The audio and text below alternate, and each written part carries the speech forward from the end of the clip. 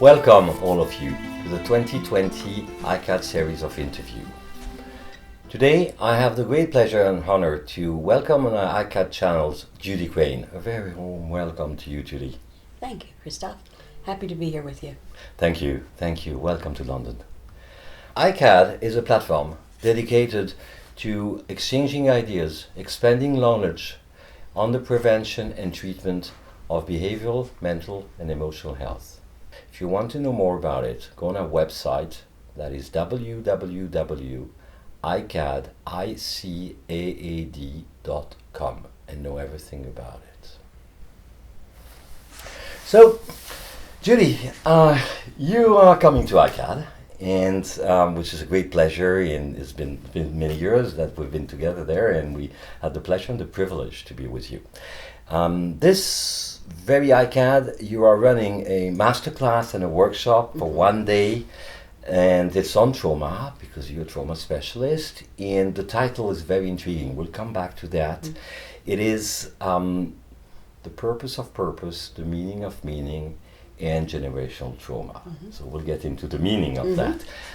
Before that, Judy, I think I owe to our audience today, to give a bit of insight about who you are. You've got 30 years of experience in the field as a trauma healer, trauma therapist, architect of trauma therapeutic model. You are, how can I say that? You in between the soul healer, the witchcraft and the special ops. I mean, people may be intrigued by that, but actually we trauma therapists, we're a bit of that, I think. And you wrote a famous book, The Trauma Heart, and I could not more recommend people to read it. It's so warm, so not only as a clinician, I mean as a human being, you get a lot from that. So it's a moment of pure beauty for the soul, I think. And you've been training thousands of therapists in the US and in the world, and this is what's happening at iCAAD. And last but not least, you are also the co-founder and CEO of the Guest House Ocala in Florida, where obviously you treat people with massive pain from trauma to addiction, from addiction to trauma, and with that reverberation. And I believe you're one of the last hope for people in big pain, and it's so admirable to do that. So, having said all that, I have a question for you, Judy. What brought you into this hardcore work of trying to get into the more profoundest pain and fear of human beings called trauma? I think the most important thing that gave me any kind of direction was that I was a very wounded human being for a very long time, not understanding at all why I was so immersed in my chemical dependency. Every single drug that was available in any form I used, and I certainly didn't understand why I couldn't stop, and that was really a painful thing, because as a little girl my goal was to be a good human being, and clearly in my addiction I was anything but a good human being, and it was that journey of trying to unravel why I couldn't get sober, what was preventing that, because I definitely tried over and over and over again, but it was that piece, and then once that miracle happened for me, and it's absolutely miraculous that it could happen. I was 42 years old, and if anybody looked at my life, they'd say, well, nothing was different. It was still the same insanity. You were doing the same horrendous things. What was different? And I think there were just a series of things that came along that gave me a different direction. And one of them was finally facing the secrets of my life. Finally finding someone who encouraged me to be able to share a bit of that, because I had been relapsing around the secrets for a very long time. And but then, like so many of us in this field, I got sober and somehow was enamored of the work And what sponsor would say is you must give it back. And what better way to give it back than to try and help someone else to get sober? And it started that way, but just watching people who were doing exactly what I did, which was chronically relapse, create more turmoil and insanity, and it was over and over and over again we would relapse. And I watched these folks relapse, but I started to, because I was sober, I could see things a little differently. And I started to see a pattern. And the pattern was that there were causes and conditions that were painful that made it an imperative to use.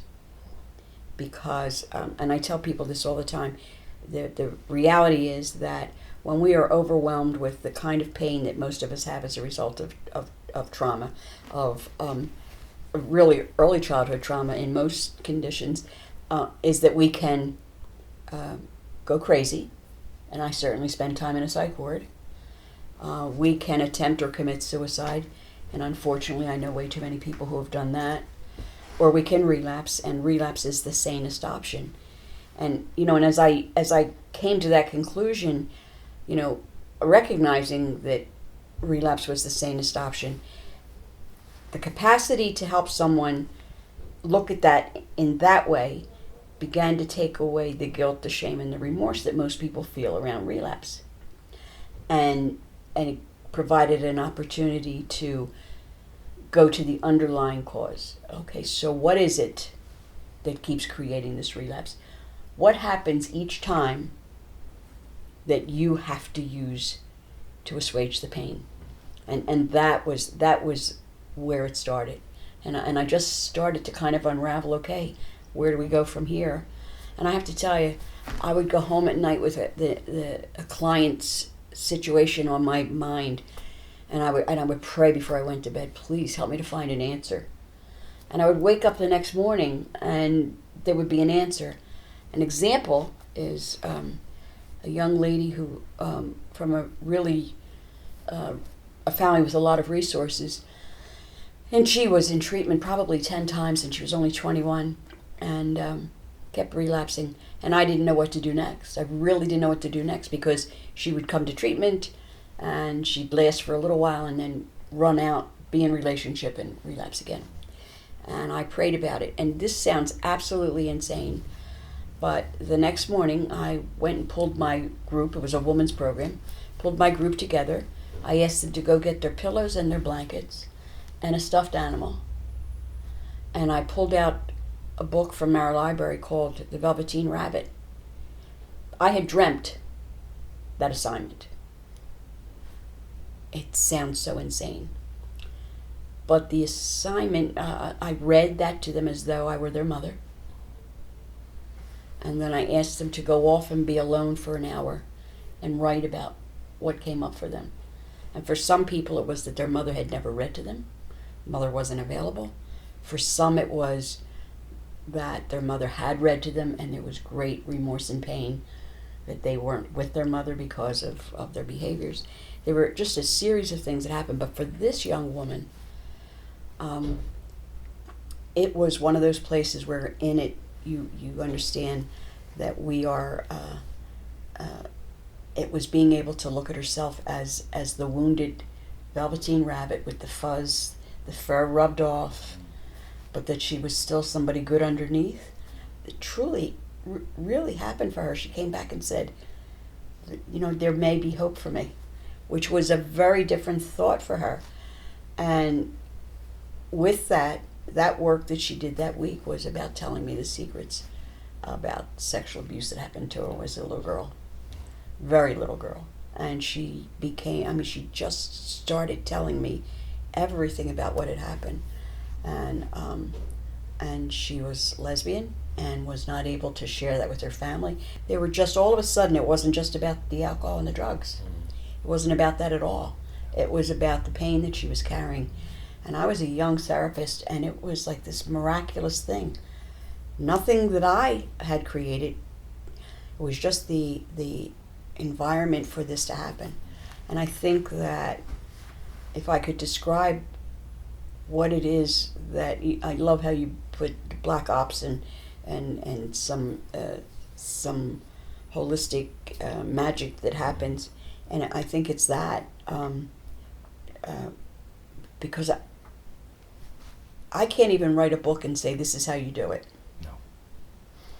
No. What I have to say is be open to the possibility that something's sitting in front of you, and if you can just make that happen in the moment, something else is going to happen. And as it's crazy, there's nothing logical about it. There's nothing that an intellectual can say, this is what you've done, this is how you did it. It's a matter of being able to open up somebody's spirit and let them be able to share with you where the pain is. Because otherwise we are going to continue to use and heal the pain. So I don't know if that answered the question. It does. Thank you so much, Judy, here. There's something I want to come back on. Well, two things I picked up from you share. First of all, that I think our audience is going to realize very quickly that we have a lot of emotions when we're talking together, because we're talking about something which resonates into our own life. Mm-hmm. So that's the moment where Mm-hmm. we co-create something. There's this emotional connection. Yeah. No cognitive approach to that can help there. There's something more Mm-hmm. magical, as you say it. Let's go back to two things here, Judy. The first thing is relapse, or using, whatever we call that, is the least of the three options you named. Mm-hmm. Mental psychotic episode, taking your life away, or relapsing. Mm-hmm. In relapsing is a surviving mechanism. Yeah. And I think it's important to reaffirm that, because people look at that as a relapse, as it's not a chronic disease, it's a chronic attempt to stay alive in that way. Exactly. It's controversial, but I think there's meaning to that. Exactly. And thank you for saying that, because that, once I can help, and once you can help a client to understand that by relapsing they're saving their life, it shifts and changes everything about the paradigm of what relapse is about. Because it's all any human being is trying to do is to survive. Yeah. And we do it there are just so many ways that we find that are going to work in that moment. And generally, it's something we learn as a child that happens to be in place in that moment. A child that's been sexually abused and feels, for instance, that it feels good. Well, of course it does. Of course it does. Physically, it feels good. But the shame underneath of it, that child is bound and determined to find a sofa where they can rub themselves against the sofa. And there's the beginning of sex addiction as a result of a sexual trauma. Child is masturbating. And that becomes a coping mechanism. And it works in that moment, in that time. The same as sugar works, or alcohol, or self-harming behavior. And so, thank you, yes, for saying that. I think that once we can help people to remove the stigma of working really hard to save themselves in a very unorthodox, what looks to the rest of the world is very unorthodox, but it's in that moment, in that time, it's the most incredibly brilliant thing we can do in that time. Yeah. Now, this requires to almost help people to save themselves from a very distant in the past and in space and time near-death experience, because something is important. Trauma is not about what happens, it's about that we are about to die. Yes. From fear, sadness, shrinking thinking. Yeah. So near-death experience that is distant of 30 years, 20 years, we have to travel in time and space, sometimes in another place in the world where we grew up. Now, how do we hold the hand and walk with a client, with a patient, I prefer patient at time here, with a patient in that space-time travel, and that becomes magic, right? So just tell me more about the fantastic innovation and creation that you brought. I know there's no by the book, huh? We know that. Yeah. However, there's this way to be siding with the memory of the patient, right? At a profound level. And again, when I started doing this, incidentally, I had never read The Velveteen Rabbit, so that just came as a prayer and trusting that. But Okay, so then being able to say to my client, to my patient, tell me what you need, and then extrapolating from that what comes next, because we know intuitively, we may not have a framework or a solid piece, but we know, and if we can say, tell me what you need, the rapport that builds in saying, I trust you to trust me, that part. The thing that I hear and have been hearing for 30 years over and over again is, you all never gave up on me. You never gave up. Even when I have had to discharge people, which I do rarely, we don't give up. We stay in touch. We make sure, how can I help you? Is there something else we can do? That not giving up is enormous. Not giving up, because they so often have been given up on, sent away again. Secondly, that our folks feel loved. And to help, I had a client say that recently, it doesn't make any sense to me. You all love me. You shouldn't be loving me. I have done these horrible things. I don't understand. And then when she finally understood, she said, I understand, it's the love of people. That you all really love people enough to stay and hold space. And it sounds innocuous. It sounds not even, almost like a fairy tale, okay? But isn't that what we need? The thing about trauma and addiction is that it's a wound of attachment. And we have framed the word dyadic attachment. And I think that's what we do as clinicians, as people in the field. And I don't care if they're the driver or the chef. They are there helping to create a dyadic, teaching how do I heal my relationship trauma? How do I learn how to be in relationship with another human being? Because if I can be in relationship, then I can heal this wound. Because the wound's one of an absence of love and connection. I'm going to propose something here. We don't treat trauma. We co-create the healing with the client. And I think the way you describe the trust, it's not you client, you patient, I need you to trust me. It starts with I trust you to be a human being. And when your patient said, how is it that you love me? It remembers me of something you said, I think that was, we were in Istanbul a few months ago together, and you said this thing so profound. When a child is deprived from love, it's a matter of time he's going to start to hate himself. Yes. Yeah. And when we hate ourselves, it seems really bizarre that people can love us, right? Yes. So that's the beginning of the reattachment. And in creating that starts with trust. We have to trust our patients. They have to drive the car to some extent.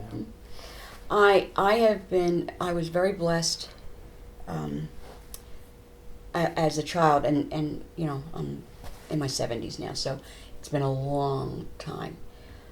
But as a child, my family was very alcoholic, very dysfunctional, and I didn't have that connection. There's a whole story, my mother and I not connecting, and she connected with my sisters, and there's that absence of attachment. But I was about 5 years old, and in the U.S. It's kindergarten. And I was sick and home with tonsils, and I used to get sick a lot. And my kindergarten teacher sent me tea roses, a bouquet of tea roses. So as you were talking, I was thinking, how did I learn that? I learned it because somebody did it for me. What did I need? I needed somebody to say that I was valuable, and she did, in that moment. So I think that those of us who do this work, who do it well, as you do, I think we learned it before we ever went to school. I think it's an innate part of who we are, and that we're tapping into some talent, some gift that we already have. I don't know if that makes sense to you. It does, Judy. Not long ago, I had this young woman, and I got her to access and embrace pre-verbal sexual abuse she went Mm-hmm. through. In the other day, she said, "How did you know?" Mm. I said, do you want the clinical answer or the human answer?" She said, "I want both." And I said, "Well, clinically, we tick boxes, symptoms, DSM. Yeah. Okay, but that is not what mattered to me. I knew. Mm-hmm. And I cannot tell you why I knew, but I knew Mm-hmm. because of my own journey and my own story. Right. And she said, "Why?" And I disclosed a bit, and we started to bond. In as much when you just describe your family, a lot of alcohol, a lot of detachment, a lack of attachment. I went, we could have the same parents. And immediately I went, she's my sister. Yeah. Judy is my sister right now because we have the same background and the same quality of pain. Yeah. And I think that quality of pain, if we're really fortunate, creates this empathy, and that just nurtures something innate in us. Did you want to be a good child, a good boy? Did you want to be loved by God and the world? And I think when that's who we are, like we're ripe for the next thing. So then, when addiction takes over in a huge way for me, and Christophe, I have a horrible history, insane, and when someone looks at it, it's like, oh my God, who was that human being? Who was that person? Then when you become that person in the midst of it, which so many of our people do, the guilt and the shame and the remorse is enormous because we are good people. Yep. And only good people feel shame and guilt and remorse. That's right. And so if I think that, and I can't say that I only hire people who have been there, but they sure make better employees if they've been there, if they've experienced that, because you can have a good heart and do this work and never have experienced it, but there's still something not quite there. People who've been wounded are the best teachers, I think. Yeah, there's I think there's a spiritual concept here. The shared pain creates the shared healing. I think it's Thomas Merton, the American theologian, who said that, and I think there's a great deal of truth here. And also I think it makes possible for us to stay as a helper, because we know how to process that trauma, that pain, that terror we went through. So we bear probably, if we worked on ourselves enough, we bear we deal with the secondary PTSD differently. Let me put it that way. I think we can take the shot and the shock, special ops again. Yeah, exactly. Yeah. We know how to process that, because I've seen a lot of my colleagues just being in shock after a session where awful things have been revealed inside the room, and not knowing really what to do, not with the fact but with the emotion. Exactly. Yeah. Which is very difficult. So this ties into your workshop at iCAAD, I think, because we discussed a bit before this interview about the way it is important now to transmit your wisdom and your knowledge, and there's no better book, as you said, to help individual clinicians to be able to take the shot, to be able to help, to process, to hold their hands in the darkest place of humanity. So let's get into what is the day of Judy Crane at iCAAD, the workshop. Well, let me start by saying, as an active addict, I was a mother who, when I was pregnant, 3 children, and I was using a different drug with each child and could not stop. I tell you that because my partner in crime at this event is my son. And if you're at that conference and if you hear us speak, he will undoubtedly use the joke he always does, which says, and I'm Tom Pekka, and and Judy and I have worked together for 50 years. Ha ha ha! She's my mother. But he's been a therapist since he was 3 years old. Yeah. Because he was the child who was attempting to hold things together when insanity was breaking loose. So Tom and I have been doing these one-day workshops, and they're really, I think they're successful because he and I have done a lot of our own personal work together, so we have kind of a repartee, and we joke with one another, and once in a while he'll give me the American word is shot. He'll give me a shot for, do you remember when you drove us into the ditch, or something like that. But when we talked about this particular workshop, he came up with the title and the process because we had been talking about what it's like to be in this field for a long time, and how do we survive, why do we go in it to begin with, what are our expectations when we go in. I see who stays and I see who leaves or who can't do the work. And so what's the purpose of purpose and the meaning of meaning has everything to do with not just the work, but who we are as human beings and who we are as clinicians and people in the field. So I'm excited about that process. Okay. So, Judy, the title, The Purpose of Purpose, The Meaning of Meaning, Transgenerational Trauma. Purpose, meaning, words profound to Viktor Frankl. And I remember he said together with Nietzsche, I think, and I think you wrote that somewhere, maybe in the abstract of your presentation. You know, when we got the answer to the why, the how becomes no longer a problem. And I reflected when I read your abstract on this idea that when we look at the behavioral health, we look at the behavior and we try to challenge and stop the behavior. But the behavior, to me, is a language for and of something. There is a why and a what it is about, why it matters, to the point that I stab myself with a knife, with a fork. And for me, someone self-harming, let's put it that way, is telling me a story. Yes. She deserves me to try to get her story right. Is this what it is about, this title?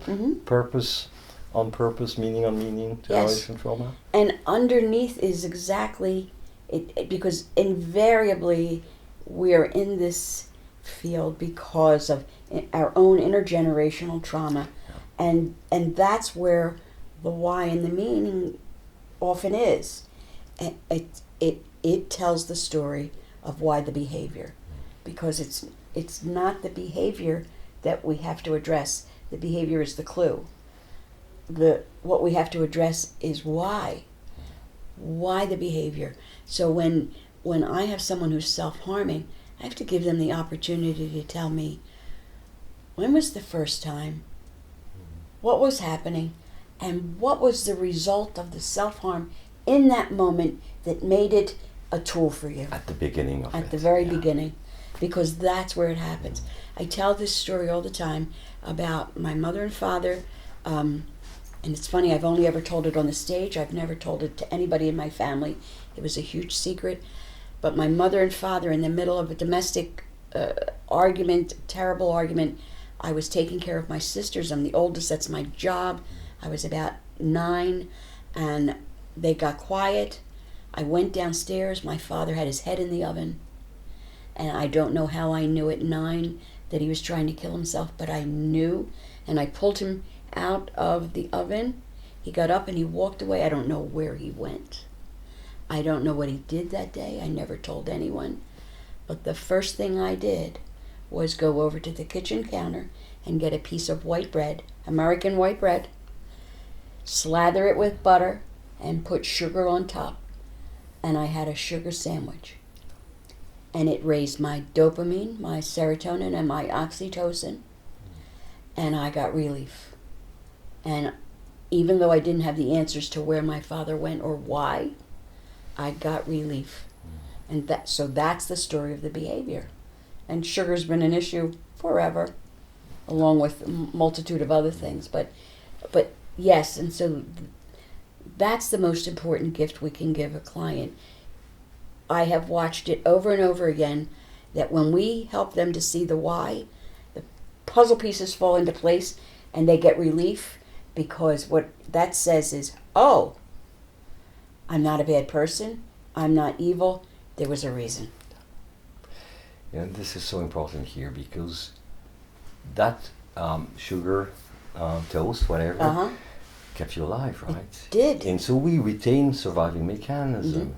and then it obviously it's not the healthiest one, and it goes into more dramatic and catastrophic roads. Now, when we start to get the origin of all that, I believe, I felt when it happened to me, it was not an oven, but it was another story of the likes. And it was a tube of condensed milk. It was not a stove, but it's a very similar story. I felt safe. Yeah. Now, the day I realized that story, I could own my own story and breathe into that moment of, I know myself. You know what? The idea of having this tube of milk, and I'm speaking 30 years later right now, just dropped. The war was over. Right. The armistice was there. The peace was there. I need the closure to that war moment where my father was presenting very hectic alcoholic behaviors, and I felt safe. Now, things stay from childhood into adulthood. We probably contaminate or transmit that. And get me right, there's no genetic here. Huh? There might be epigenetic, there's no genetic. So it goes from one generation to another. And how those things are transmitted, I think the secret is a very good way to transmit things from one generation to another. That's what you believe. We keep things secret so they can perpetrate, right? Yeah.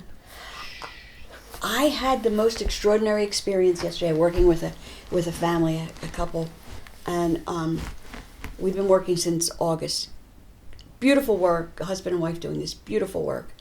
And I had dinner with them and their children, and an 18-year-old daughter, a 15-year-old boy. And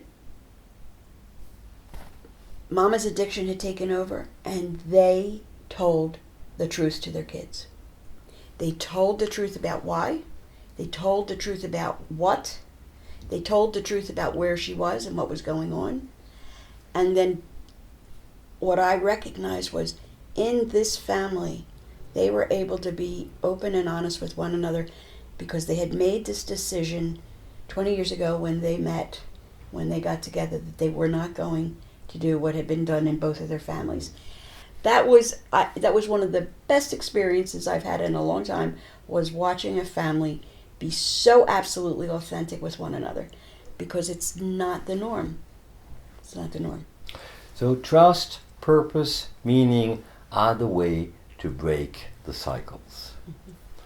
So I think this is central because, again, we're not challenging belief here in core values, in core whatever. Yeah.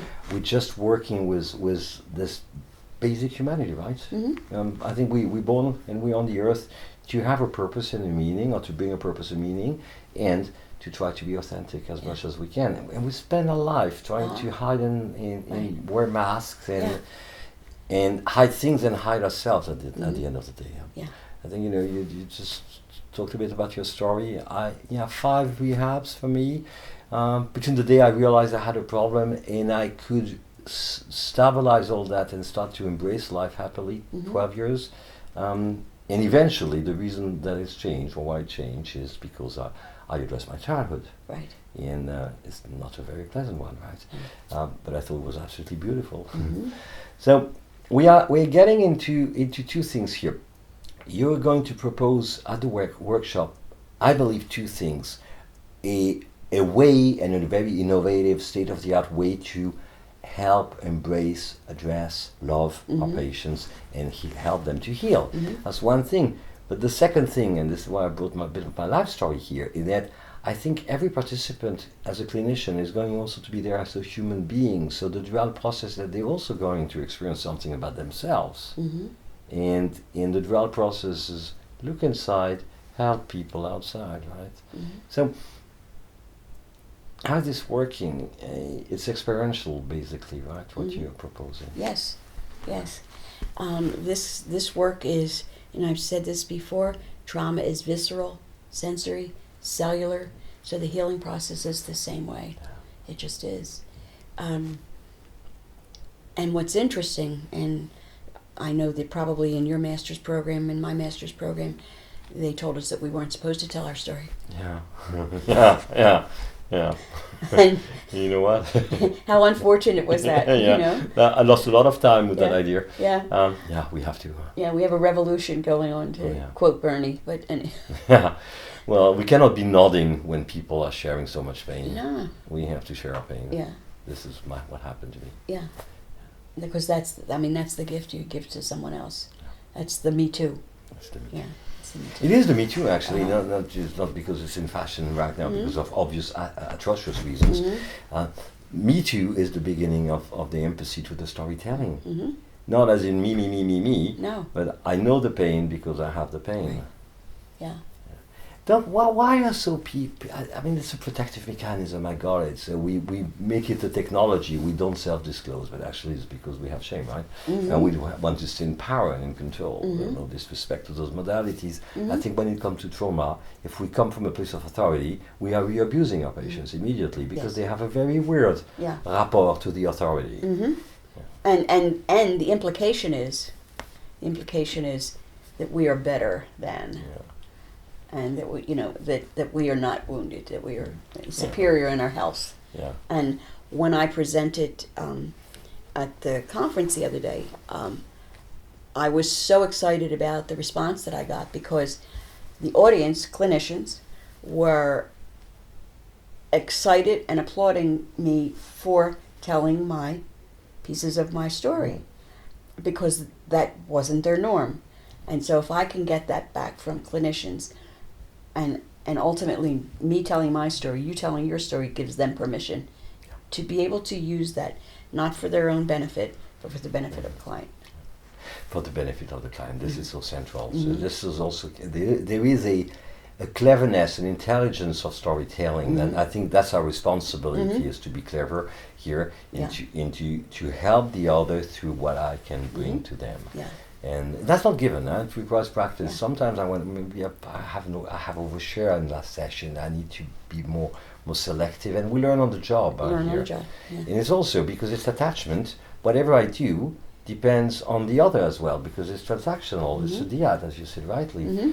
And remember maybe this paper from the Boston group of, I have a blank now. Anyway, it's called the Something More in Psychodynamic, 1999 or something. Anyway, what they say is that interpretation in psychodynamic psychoanalysis is great, blah blah blah, but there is something that we'll never conceptualize and quantify, by the way, which is the something more. 30% of communication is verbal. I'm using my hands now. We're making eye contact. Right. That's the 70%. Yeah. The something more is where we can heal the trauma, probably. Yeah. Yes, exactly. And so, what do you need from me? Yeah. Well, I need you to be here at iCAAD. No, what I need from you is to be heard, because no one at home ever heard the little Christophe. No. No one at home ever heard me. Yeah. And anyone hearing me without telling me with this finger, you need to, is welcome into my life. Yeah. And I got that from people I never expected, called the therapist I came across, and some friends as well. It opened me to a new world. Yeah. The planet trauma became a kind of warm and nice planet Earth all of a sudden. Yes. So, Judy, I'm really looking forward to be with you in May with Tom. I know Tom as well, and Tom is Judy's son. You mentioned he's essential in the diet you're proposing together. I cannot wait to be there. And I promise anyone who's thinking about joining your workshop that we basically scratched the surface in the last half an hour.